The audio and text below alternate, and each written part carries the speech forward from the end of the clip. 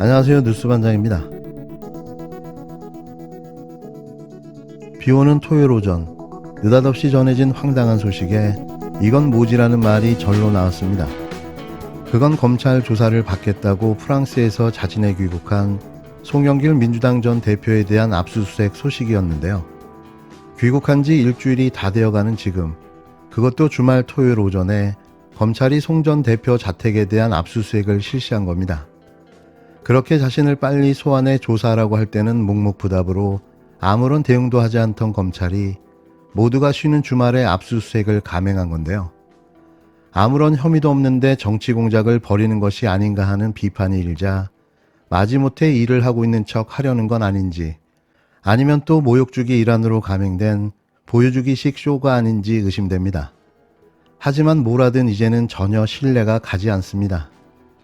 29일 더불어민주당 전당대회에서 돈봉투가 뿌려졌다는 의혹을 수사 중인 검찰이 송영길 전 대표의 주거지와 후원 조직에 대한 압수수색에 나섰습니다.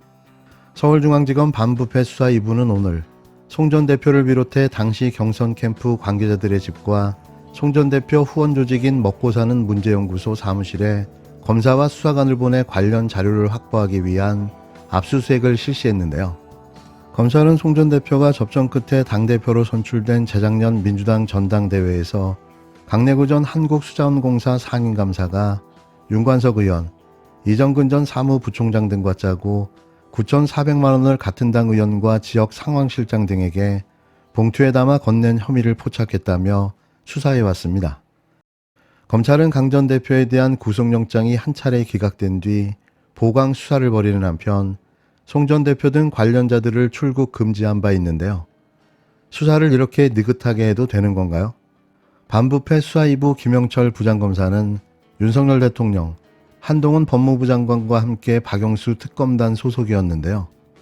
한동훈 장관과는 서울대 구의학번 동기 사이입니다. 2년이나 지난 사건의 증거를 지금 압수수색을 한들 이게 나오겠습니까? 오로지 쇼쇼쇼, 정말 징글징글합니다. 조재현 박정화 대법관 후임으로 추천받아 심사에 동의한 37명의 대법관 후보자 명단이 공개됐습니다. 심사 동의자 모두가 전현직 판사였는데요.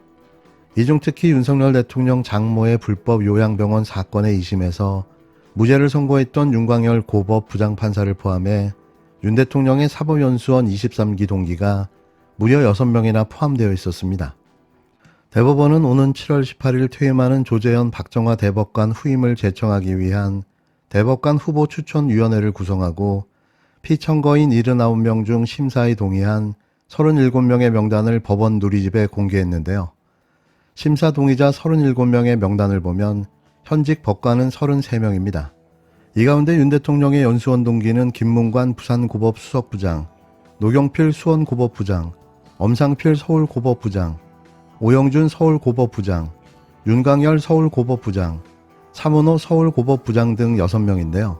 이런 특수관계인들이 대법관 후보에 포함이 되어 있다는 게 납득이 안 갑니다. 후보자로서 아무런 제한이 없다 하더라도 현재 대통령과의 특수관계인 점을 감안했다면 본인들이 자진해서 후보에 동의하지 말았어야 하는데요. 그런데 37명 후보 중 무려 6명이 윤 대통령과 특수관계인이었던 거죠. 물론 누가 대법관으로 최종 후보로 선발될지는 지켜봐야겠지만 그래도 이런 상황이 연출됐다는 사실이 어이가 없습니다. 법조계 안팎에서는 다양한 배경을 가진 대법관을 기대하고 있음에도 불구하고 이번 36명의 후보 중 법조인이 무려 33명이나 된 거죠. 대법원은 오는 5월 1일에서 15일까지 피청거인에 대한 의견서를 제출받을 예정인데요. 추천위원회는 제출 자료 등을 바탕으로 적격 윤무를 심사해 제청 인원의 3배수 이상의 대법관 제청 대상 후보자를 추천할 예정입니다. 두 눈 부릅뜨고 지켜보겠습니다. 이번에도 동기사랑 나라사랑일까요?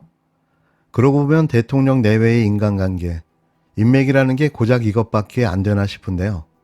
결국 아는 사람이 전부인 정부, 아는 사람이 모여 만든 정부, 그게 윤석열 정부입니다. 윤석열 대통령은 한미 정상회담에서 도대체 무엇을 얻어냈습니까? 윤석열 대통령의 이번 한미 정상회담은 아무리 좋게 이해하려고 해도 상식적 기대에 전혀 미치지 못했습니다. 한마디로 외화 내빈, 속빈 강정입니다. 우리가 내준 것은 너무나 큰데 그 대가로 얻을 것은 무엇인지 불분명합니다. 미국의 이익과 요구는 구체적으로 완성된 반면 우리의 핵심적 이해와 요구는 모호한 약속으로 얼버무렸습니다. 확장 억제를 위한 워싱턴 선언은 2021년 한미 정상회담에서 무엇이 진전된 것인지 모르겠습니다. 큰 틀에서 2년 전과 동일합니다. 미국이 확장 억제 운용에 한국의 목소리를 더 많이 반영할 수 있는 협의체를 창설하고 전략 자산 전개를 강화하는 정도입니다. 핵협의그룹도 말은 거창하지만 현재도 운영되고 있는 확장 억제 전략 협의체를 차관급에서 장관급으로 격상하는 수준이 될 것으로 보입니다. 또한 북핵 공격 시 즉각적인 협의를 갖는다는 것은 어떤 의미인지도 의문입니다. 물론 한미동맹을 확고히 확인하고 북핵 위협으로부터 국민 불안을 덜어드린 점은 평가할 만합니다. 하지만 핵 문제는 힘을 키우는 방향과 위험을 줄이는 방향, 동전의 양면과 같은 것으로 취사 선택할 수 있는 문제가 아닙니다. 그럼에도 불구하고 윤석열 대통령은 마치 핵이면 모든 문제가 해결된다는 듯이 행동하고 있습니다. 심히 우려스럽습니다. 군사안보 분야에서 그 정도 다 퍼줬으면 당연히 경제적 실리로 타산을 맞출 줄 알았는데 결과는 절망적입니다. IRA법과 반도체 지원법, 똑부러지게 이익을 관철하지 못했습니다. 협의체를 신설해서 긴밀하게 협의하고 조율해 나가기로 했다는데 이것으로 우리 경제의 사활적인 이익을 지켜냈다고 보기에는 매우 어렵습니다. 결국 윤 대통령이 받아낸 것은 자국 우선주의 속에서 그 의미가 퇴색한 국제 공급망의 약속, 그리고 실제 투자로 옮겨진다는 보장도 없는 MOU 다발뿐입니다. 시급한 현안은 유예, 허울 좋은 어음만 받아낸 셈입니다. 셋째, 국격과 채통이 걸린 미국의 도청 파문은 의제로 다루어지지조차 않아 유감입니다. 피로 맺어진 혈맹, 우리가 다 퍼줘도 아깝지 않은 친구를 도청하는 친구는 개인 사이에도 흔하지 않습니다. 아무리 가까운 사이여도 따질 건 따져야 우정도 돈독해지는 법입니다. 한국의 일본과의 외교적 결단에 대해선 일본 대신 감사해야 하는 미국 정부가 깨알 같은 섬세함으로 한국인들 마음에 상처를 준 도청 파문에 대해 유감 한마디도 끌어내지 못한 윤석열 대통령의 무능에 실망입니다. 냉엄한 국제외교 현장에서 홀로 가치 동맹을 내세우려면 거기에 상응하는 대가, 리스크를 감당할 만한 국익과 실리를 철저히 도모해야 합니다.